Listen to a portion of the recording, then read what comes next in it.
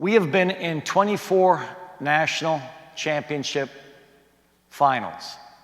Of those 24 national championship finals, we have won 22 national championships. Our record in the national championship game is better than our record any other time of the year. And how is this possible? How is it possible for us to have a better record in the national championship game against, in theory, the best team in the country, or at least one of the best? How is this possible? We're recruiting the elements that Brett has been chatting about this week. And I have never had an opportunity to share this, but we're going to start to dig into some of these elements. We want to play for something greater than ourselves. We want our players to compete with all the elements. We want them to play for the person on their left, the person on their right, the person behind them, the person in front of them. We want to recruit all these elements. In our preseason, we've got this guy that I've studied, Minotti, who was the World Cup coach in Argentina, and he called the construction of his team small societies. So basically, my back line of three is a small society. My left back, my left midfielder, because they're in close proximity on the field, are a small society. We can actually have our midfield as a small society. We can have the entire defensive midfield, back three, goalkeepers, a small society. And so what the whole idea is, constructing these societies where you play for each other. And this stuff works. But here's what works in a national championship weekend. If a team gets to the national championship game, I spend the entire day in preparation for this championship moment by writing a letter to every senior on my roster, thanking her for the incredible human contribution she has made to my team. There was a book written by Tim Carruthers called The Man Watching. And The Man Watching is the title of a Rilke poem about basically someone sort of studying and observing the world around him. And the title of that book was because of the senior letters that I write. And obviously what I've assembled over the course of their 4 years are all the different elements that, in my opinion, make them extraordinary human beings. And here's my chance. My chance is the day before the national championship game, I spend all day and sometimes half the night scribbling a note to every senior on my roster. I then photocopy the letter. As soon as I finish these letters, and sometimes, honestly, it's not until the next morning, the morning of the national championship, and sometimes on those mornings I've gotten maybe 2 hours sleep because of writing the letters, but rest assured, I think the letter is more powerful than me being awake during the game. That's how significant I think these letters are. And trust me, if I'm asleep in half the games, it might be a positive factor, because then, of course, the game is turned over to the players. As soon as I've finished all these letters, I photocopy them and I hand each senior a letter. And she gets to read what I think about her. And then just before the game begins, we've done our pregame, I have the seniors leave the room, and I take out the photocopies, and I start reading to every player in the room what I think of this extraordinary human being that all of us are playing for. The reason I'm going to share this letter with you is because this girl actually shared it to Mike Harity, who wrote this book called Coaching Wisdom. And obviously I would never expose a personal letter I wrote to a player unless she, of course, had shared it. And she shared this one, so I feel completely comfortable sharing this with all of you. But let me set up this player. This is not a superstar. This girl rarely played. This girl honestly could have gone to 1,000 schools where she could have started and played every minute. But she selected North Carolina. And I wanted her to know how much I appreciated her and respected her. She was one of my captains. And so I'm not going to read the whole letter, but I'll boil it down to basically the final part. I think this statement is one of the best I've ever heard about female leadership, and this is a part of the end of her letter. Not often in the story of mankind does a person arrive on earth who is both steel and velvet, who is hard as rock and soft as drifting fog, who holds in her heart and mind the paradox of terrible storm and peace, unspeakable and perfect. She was an amazing leader. She had both of these qualities. She had the capacity and the strength to be incredibly strong and hard, but also an unbelievably soft and caring person. Her name was Caroline Bonaparte, and we nicknamed her Care, as in Caroline, and because she basically nurtured everyone on that roster. This is you. You are so strong and sweet, and I cherish you for it. Thank you for taking care of everyone for 4 wonderful years. I'm going to miss you. And then, of course, we go out in the field, and now every player in that lineup is dying to graduate, every single senior on the roster, a national champion. It's the fuel that against the best team in the country on the final day of the season that puts us in a position where out of 24 games, we win 22. But here is an even extended impact of these letters. One year, I was in a panic. We're in the Final Four, and I'm looking at our bracket, and I'm thinking, you know what? I think I've got to use the senior letter in the semifinal.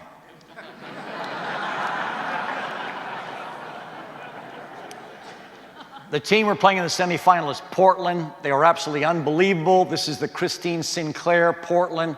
She is the star for Canada, currently playing in the World Cup. I'm thinking, you know what? I don't think we can beat them without the final weapon, the senior letter. So I'm thinking, yeah, we're going to roll out the senior letter. And sure enough, I am carving away on these letters. I hand them out. And yep, they deliver me to the final, where we promptly lost, by the way. So the letters have actually worked 23 out of 24 times.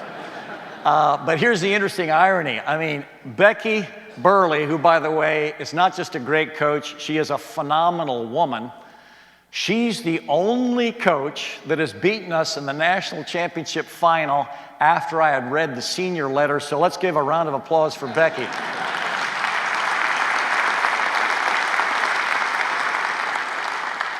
Now, there are a lot of different things you can play for. In 2006, we're over at Duke, and this father walks over to me, and he introduces himself, and we're about to play a team, and he said, Anson, I'm over here at Duke. My daughter is a cancer victim, and it's been her dream her whole life. We're over here at the Duke Cancer Center. It's been the dream to play for you forever, and do you mind if we sit in on your pregame? And of course, his daughter's standing right next to him. She's got, the scarf on because, of course, she doesn't have any hair from the chemo. And I looked at the kid, and of course, I fell in love with her immediately. I brought her into the locker room, and I introduced the team to Kelly Muldoon. And Kelly Muldoon, I told the girls, was fighting this obviously horrible disease, and she was going to be a part of our team now.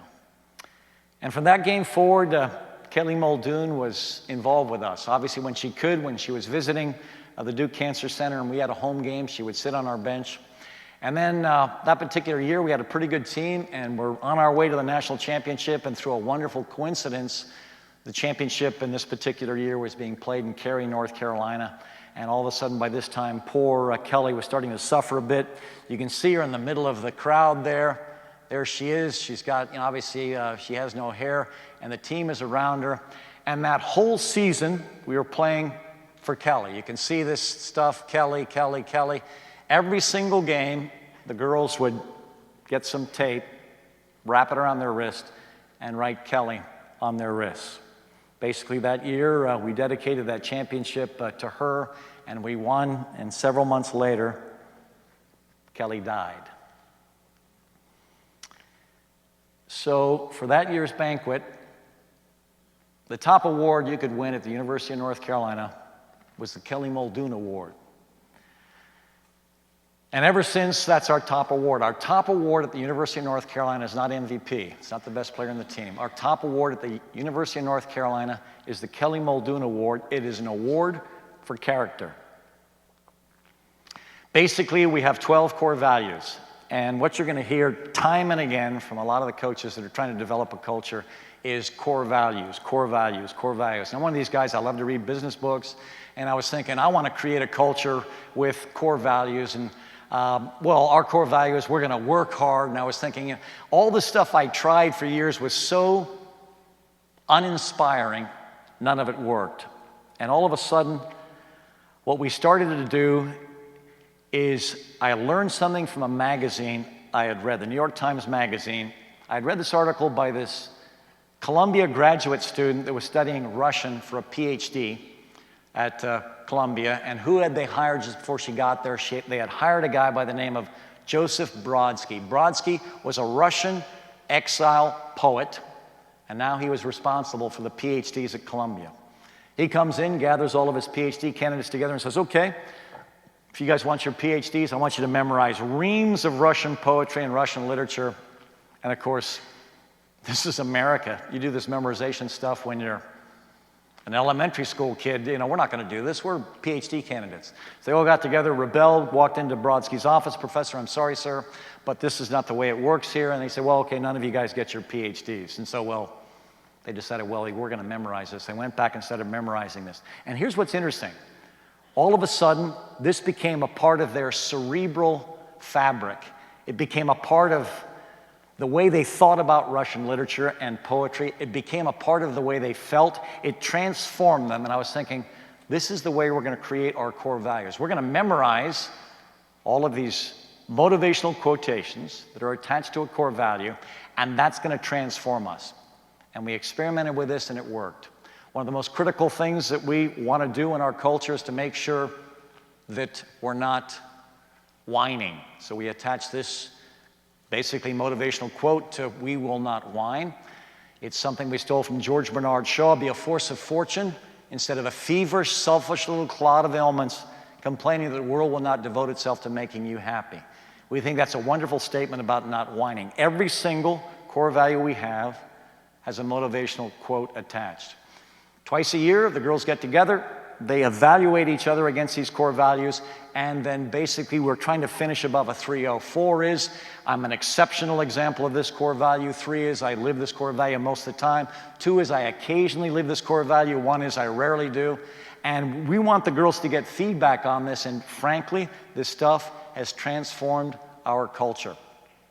For years, I never shared the ranking of these core values with our girls or their grade, because I was afraid if someone had an incredibly low core value from the team, they would end up jumping off a bridge. And so finally one year, one girl I was hoping would jump off a bridge. So I brought her into my office, and I showed her that basically no one on the team had any respect for her character. And of course, she's sitting there across the desk from me in cold silence. I'm thinking, oh gosh, this is a big mistake. And I said, Jamie, are you glad I shared this with you? And in a very low voice, she said, yes. And I said, why? Because I have to change. It was the most incredible transformation I've ever seen. Of all the things we've done to implement character growth in our program, this is the absolute best. When she gave her senior speech, it's one of the greatest I've ever heard, and she talked about this transformation. There are a lot of different things you can play for. Our most recent national championship was won in the fall of 2012. My wife contracted TTP that year. It's an autoimmune disease, and she had a 20% chance to live. And obviously, this was an incredibly difficult year for me. In fact, she was so sick that she couldn't even make it to the Final Four. And my team got together, and they decided they were going to play for my wife.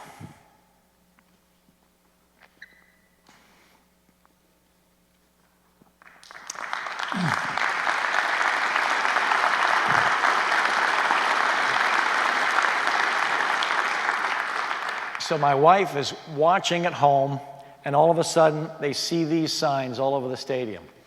Julie Foudy was the color commentator. Julie Foudy played for me in the national team, and she's pointing this out. She knows Melissa, and Melissa's sitting at home with our family, and it was incredibly powerful for her to see the team playing for her. I don't believe in wearing championship rings, but I'm wearing this one. I wear this one because in 2012, this team played for the most important person in my life. And when they ended up winning, I will wear this for the rest of my life. Because as you guys know from what I shared earlier, I think this stuff is ephemeral. We believe in championships attached to flowers. It's the perfect symbol.